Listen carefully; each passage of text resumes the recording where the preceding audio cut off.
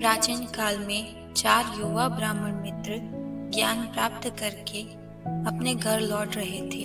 उनमें से 3 सूर्यकांत, चंद्रकांत और पवनकांत ने शास्त्रों का गहन अध्ययन किया था और मरे हुए शरीर में जान डालने तक का गुप्त ज्ञान प्राप्त कर लिया था, लेकिन उनमें व्यावहारिकता की कमी थी। चौथा मित्र धीरकांत को शास्त्रों का ज्ञान तो नहीं था, लेकिन वह व्यावहारिक ज्ञान और साधारण समझदारी से भरपूर था। रास्ते में उन्हें एक जंगल मिला। जंगल में उन्हें एक मृत जानवर के बिखरे हुए अवशेष मिले। सूर्यकांत, जो बहुत अहंकारी था, उसने उत्साह से कहा, देखो, हमें अपनी शिक्षा का प्रदर्शन करने का मौका मिला है। हम इन अवशेषों को पुनर्जीवित करके दिखाएंगे। धीरकांत ने तुरंत कहा, मित्रों, थोड़ा ध्यान दो। यह किसी जानवर के अवशेष है और यह किसी खतरनाक जंगली जानवर का कंकाल लग रहा है। हो सकता है यह शेर हो। हमें इसमें जान नहीं डालनी चाहिए। लेकिन तीनों विद्वान मित्रों ने धीरकांत का मजाक उड़ाया। सूर्यकांत बोला, तुम केवल व्यावहारिक ज्ञान रखते हो।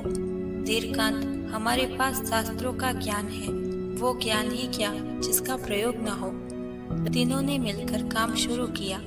सूर्यकांत ने अपने ज्ञान का उपयोग किया और बिखरी हुई हड्डियों को इकट्ठा करके कंकाल को जोड़ दिया। चंद्रकांत ने अगले मंत्रों का उच्चारण किया और कंकाल पर मांस, चमड़ा और रक्त भर दिया।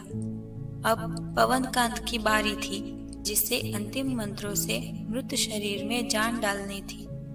धीरकांत ने आखिरी बार उन्हें समझाने की कोशिश की, मित्रों, यह साफ तौर पर एक शेर है।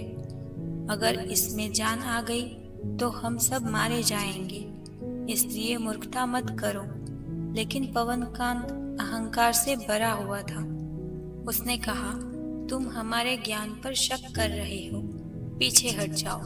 जैसे ही पवनकांत ने प्राण डालने के लिए अंतिम मंत्र शुरू किया, धीरकांत ने तुरंत अपनी समझदारी का उपयोग किया।